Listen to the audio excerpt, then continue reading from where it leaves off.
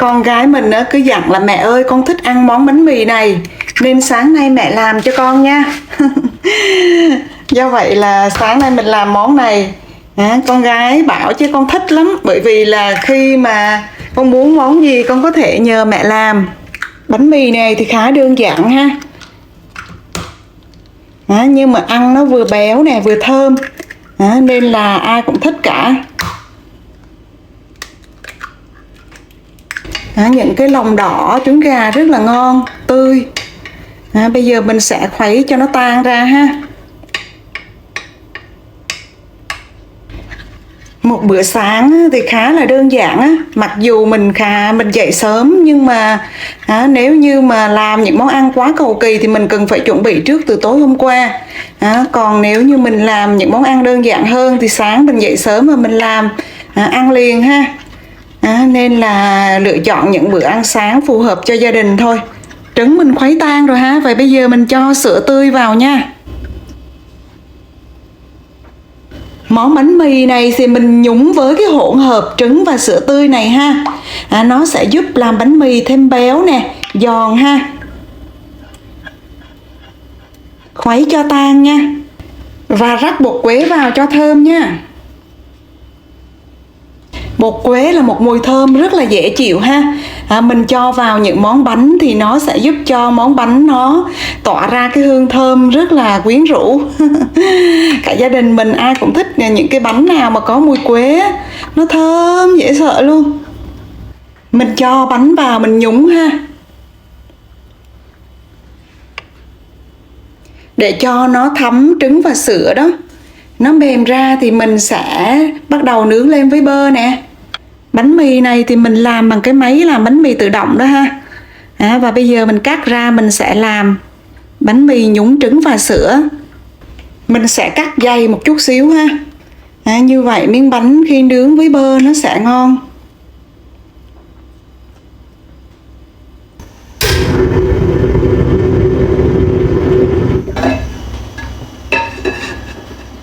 Chảo nóng rồi mình cho bơ vào nha. Mùi bơ thơm lừng góc bếp rồi. Mình cho bánh mì vào nè. Cho bánh mì nướng trong bơ ha.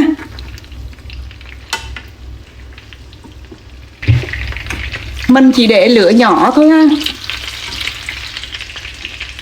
Mùi thơm của bơ ha, của bánh mì vào buổi sáng sớm là một mùi thơm rất là dễ chịu. Khởi đầu một ngày mới rất là vui vẻ luôn. Bánh mì sẽ ăn cùng với táo nha. Mình sẽ cắt táo như vậy nè.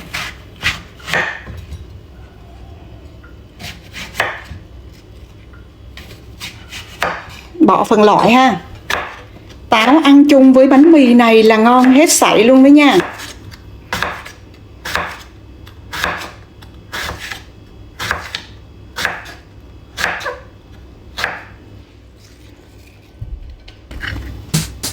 Bánh mì thơm ngon tới đây nha. Thêm nho nữa nha.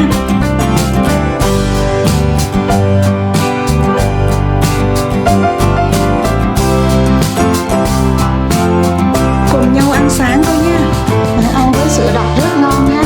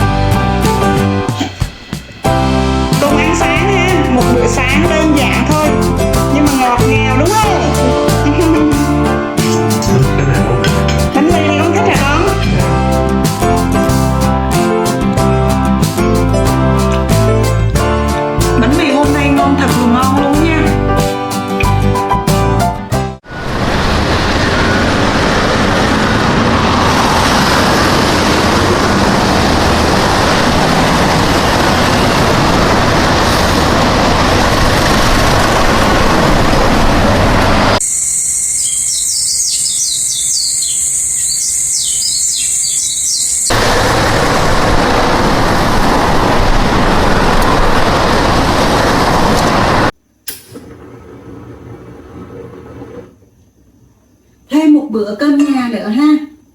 Cũng giống như là trông chờ mẹ đi chợ về đó ha, mong ngóng mẹ đi chợ về mua cho mình cái gì thì bữa cơm nhà cũng vậy đó. Tuy là đơn giản nhưng mà hàng ngày á, các con mình cũng mong ngóng á, là hôm nay mẹ sẽ nấu món gì nè. Mới nói cơm nhà luôn có ý nghĩa đặc biệt á, và có một cái vị trí nhất định trong lòng của mỗi chúng ta ha. Hôm nay thì mình sẽ nấu cơm nhà có món là cá chiên đó. Khi chiên cá thì mình sẽ cho ít muối nha. Do vậy mà lúc nào cơm nhà mình cũng cảm thấy ngon ha, cảm thấy háo hức, cảm thấy muốn đón chờ nè. Chiên cá thì mình cho muối và để dầu thật nóng lại cho cá vào nha. Và khi cá đã cho vào chảo rồi á, thì hãy hạ lửa vừa xuống ha, đừng để lửa to để cá chín từ từ. Chỉ là những món ăn đơn giản thôi ha, nhưng mà cơm nhà thực sự là có ý nghĩa khi nó là có những món ăn mà đúng ý mình chẳng hạn. Như cái cá chiên này đây nè, gia đình mình rất là thích ăn cá thì bên ngoài nó giòn nha, nhưng mà bên trong á, thì cần phải có một độ ẩm nhất định ha, nên mình hay để lửa vừa khi chiên nè, và dầu phải đúng nghĩa là đúng nhiệt độ á, thì chiên cá nó sẽ ngon được ha.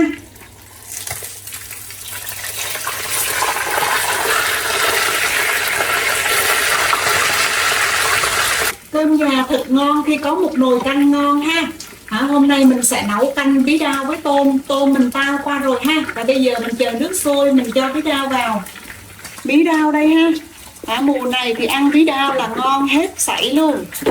Bí đao nó mát mà. Nấu với tôm nữa, vừa ngọt và vừa mát nữa. Vị canh rất là thanh mát ha, dễ chịu ha.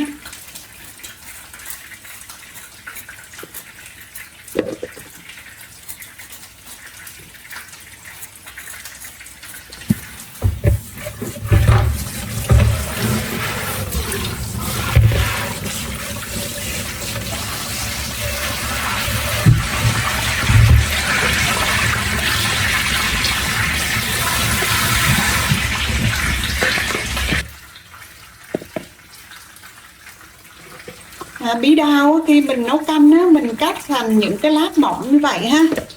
Thì khi nước sôi mình cho vào á, thì bí đao sẽ rất là nhanh chín và nó giữ được cái lượng vitamin cần thiết ha.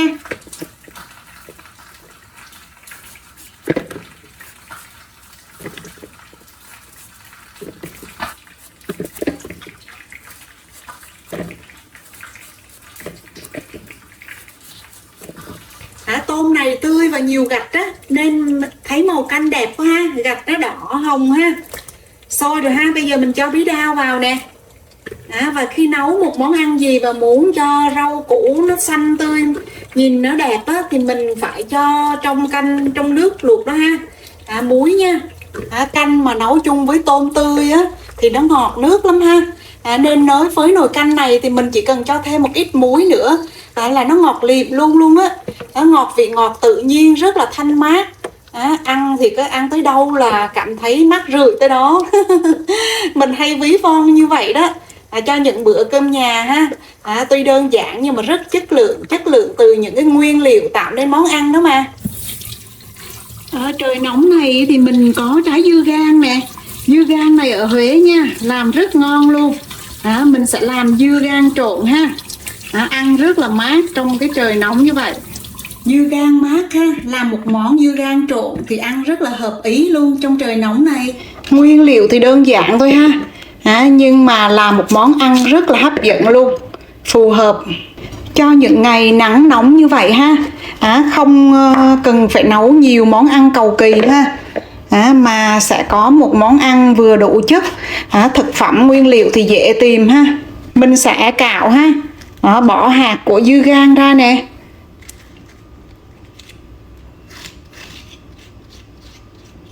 Dưa gang thì ở Huế mình cảm thấy nó ngọt hơn nha, cái vị nó ngọt hơn và nó ngon hơn cái dưa leo. Chẳng là không biết làm sao ha. Chắc có lẽ là nhiều khi cái đặc điểm thổ nhưỡng của cái đất đai ở đó nó làm cho những cái cây trồng ở trên đó nó cũng ngon hơn, có vị ngọt hơn.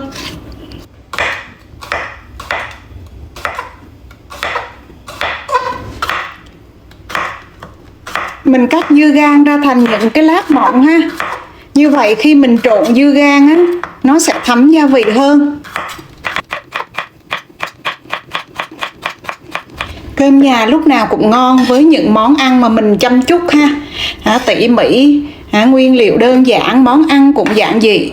Tuy nhiên các khâu và các nguyên liệu được lựa chọn phù hợp nè, và tỉ mỉ nè, ưng ý với tất cả các thành viên ha, nên cơm nhà lúc nào cũng được mong chờ và cảm giác như nó ngon hơn rất là nhiều.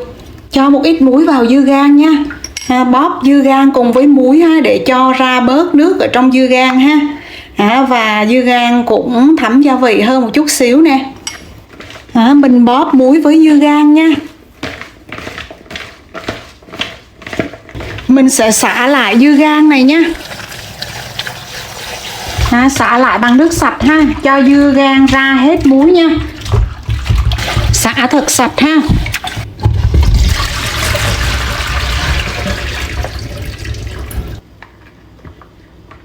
Sẽ vắt bớt nước ha.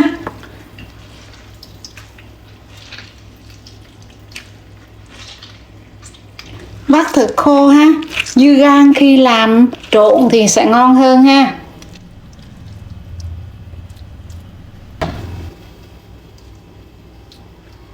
Dưa gang mình bóp đỡ nước đi ha, thì khi mình trộn lên ngon lắm nha. Và mình ướp một ít đường vào dưa gang ha. Cái công đoạn này sẽ giúp cho dưa gang có một cái độ giòn nhất định ha. Trộn lên ha, cho đường thấm với dưa gang trong vòng cỡ khoảng 10 phút nha. Mình trộn dưa gang ha, mình sẽ cho vào đây ít nước mắm nha, một ít tương cà ha, một ít tương ớt nha, ít ớt bột nè, ngò cắt nhuyễn cho vào đây luôn nha. Thêm nước cốt chanh vào ha. Trời ơi, nó hấp dẫn quá trời luôn á nè. Trộn tất cả lên nha. Thơm quá. Mùi thơm của chanh và của ngò và tất cả các gia vị khác mình trộn lên thì ăn tha hồ mà đậm đà ha.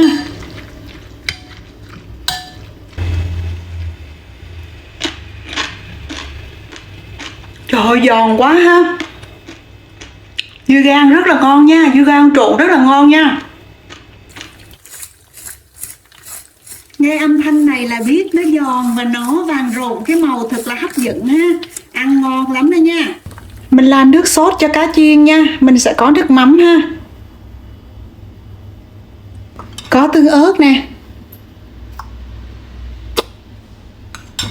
có tương cà nha, và đường ha.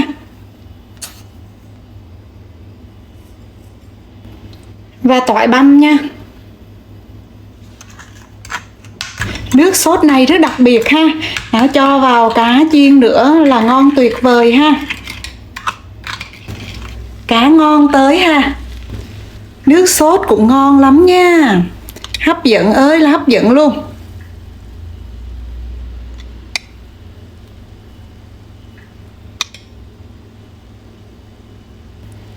Rải thêm ít hành lá lên nữa ha.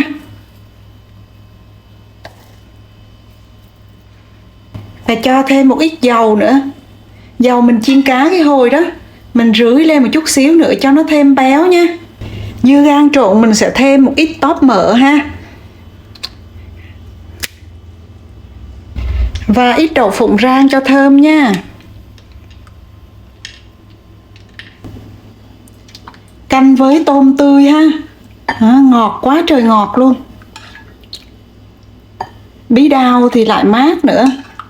Vừa mát mà vừa có vị ngọt tự nhiên. Ăn thanh mát. Hành lá cho thơm nhé. Cơm nhà thôi nha. Món đơn giản thôi ha, nhưng mà háo hức nha. Vì thích cơm nhà mà.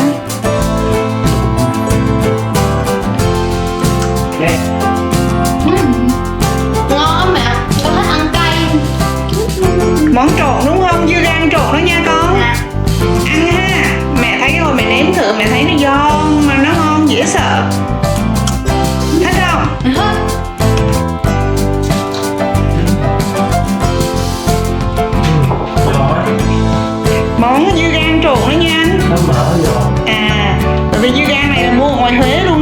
vị của nó vợ thấy nó ngọt hơn dưa leo ở trong này nha. Ăn nó thấy lạ hơn đúng không? Trộn ngon ha. Cá chiên sốt ngon đúng không anh? Nước sốt lạ không? Sốt ngon. Được không con? Món cá chiên sốt rồi nha. Con thấy nước sốt làm sao? Dạ ngon. Ăn một bữa cơm nhà tuy đơn giản ha, nhưng mà những món này có đúng ý không? Dạ đúng ác.